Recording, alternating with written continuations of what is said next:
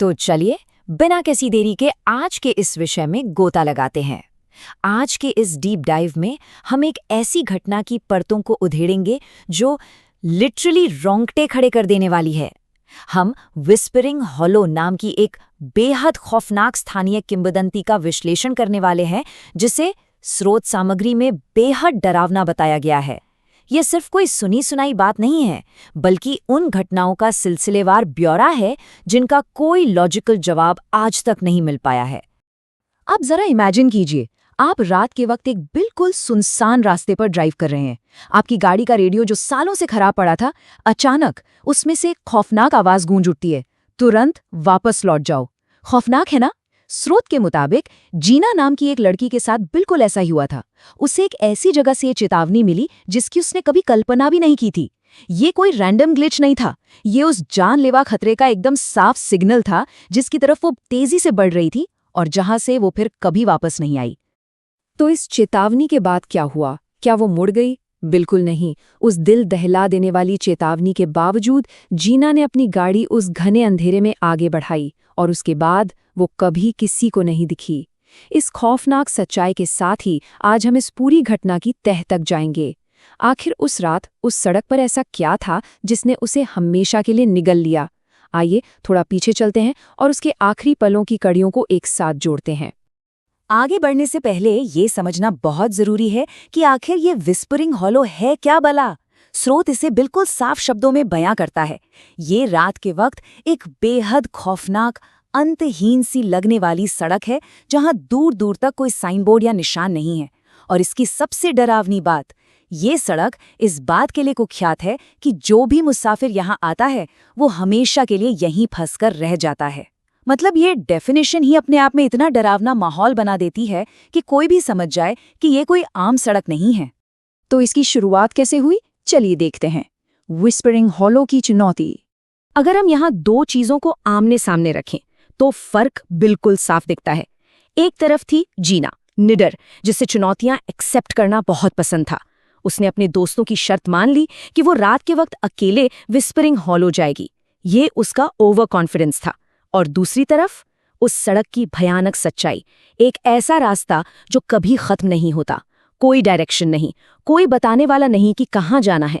मतलब एक इंसान के हद से ज्यादा आत्मविश्वास और एक खौफनाक वास्तविकता के बीच का ये जो क्लैश है ना, वो इस पूरी कहानी का टर्निंग पॉइंट है। अब आता है इस कहानी का दूसरा हिस्सा, खराब रेडियो की वो चेतावनी। जैसे जैसे वो अंधेरे में आगे बढ़ती है, टेंशन बढ़ने लगती है। यहाँ स्रोत सामग्री हमें सिलसिलेवार तरीके से बताती है कि चीजें कैसे बिगड़ी। पहला स्टेप, अजीब सी डरावनी आवाजों की गूंज सुनाई देने लगती है। फिर आता है स्टेप 2 और ये सबसे बड़ा सबूत था। गाड़ी का वो रेडियो जो सालों से डेड पड़ा था, वो अचानक ऑन हो जाता है और उसमें से वापस जाने की चेतावनी सुनाई देती है। ये इस बात का पक्का सबूत था कि जीना अब उस रास्ते पर अकेली नहीं थी। और फिर स्टेप 3, उसे अपने ठीक सामने सड़क पर अजीब धुंधली सी परछाइयां और आकृतियां नजर आने लगती हैं। अब ऐसे में कोई भी क्या करेगा? हम इंसान भी ना जब बहुत ज्यादा डर जाते हैं तो उसे लॉजिक से दबाने की कोशिश करते हैं। अंदर से खौफ से कांपते हुए भी जीना ने उन परछाइयों को महज अपने दिमाग का वहम मान लिया और उन्हें इग्नोर करने की कोशिश की। ये बिल्कुल ह्यूमन नेचर है। हम सच्चाई से बचने के लिए खुद को झूठी तसल्ली देते हैं, भले ही हम अनजाने में एक बहुत बड़े जाल में क्यों न फंस रहे हों।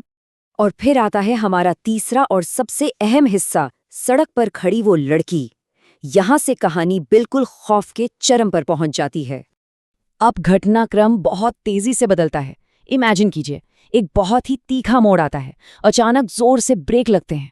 सामने सड़क पर बिल्कुल अकेली एक लड़की खड़ी थी।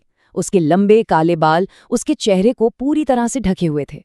फिर जीना की नजरें उसकी खाली आंखों से मिलती हैं और उसी पल जीना के दिमाग में वो पुरानी स्थानीय किंवदंती बिजली की तरह कौंध जाती है।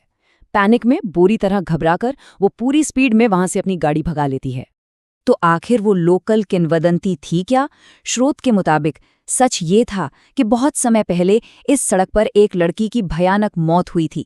वो कभी अपनी मंजिल तक नहीं पहुंच पाई थी और ऐसा माना जाता है कि उसकी रूह आज भी लिफ्ट मांगने के लिए इसी सड़क पर भटकती है। जैसे ही जीना को ये बात याद आई, उसे समझ आ गया कि उस लड़की के साथ आई कांटेक्ट करना उसकी जिंदगी की सबसे बड़ी भूल थी। और अब हम इस विश्लेषण के आखिरी हिस्से पर आते हैं। एक ऐसा सफर जिसकी कोई वापसी नहीं, एक ऐसा दुस्वप्न जो अब हकीकत बन चुका था। वहां से भागने की इस पूरी जद्दोजहद में बस एक आखिरी झूठी उम्मीद बाकी थी। स्रोत बताता है कि जब जीना अपनी जान बचाने के लिए तेजी से गाड़ी चला रही थी, तो रेडियो एक आखिरी बार फिर से ऑन हो जाता है। उस वक्त उसके मन में बस एक ही बेतहाशा उम्मीद थी, किसी तरह बस घर पहुंच जाऊं और इस भयानक जगह पर कभी वापस ना आऊं। वो इस पूरे नाइटमेयर को बस पीछे छोड़ देना चाहती थी। लेकिन जैसा कि इस सड़क का खौफनाक इतिहास रहा है, अंजाम वही हुआ। स्रोत बहुत ही साफ शब्दों में कहता है कि जो लोग भी पहले इस अंधेरे में गए वो कभी लौटकर नहीं आए। और जीना के साथ भी बिल्कुल यही हुआ। वो बस गायब हो गई। विस्परिंग हॉलो के उस घने अंधेरे ने उसे हमेशा के लिए निगल लिया। तो आज के इस डीप ड्राइव के बाद हमारे सामने बस एक ही सवाल रह जाता है। उस रात, उस अंधीन अंधेरे में जीना के साथ असल में क्या हुआ था? ये एक ऐसा रहस्य है जिसका जवाब शायद कभी नहीं मिलेगा, लेकिन ये हमें सोचने पर जरूर मजबूर कर देता है।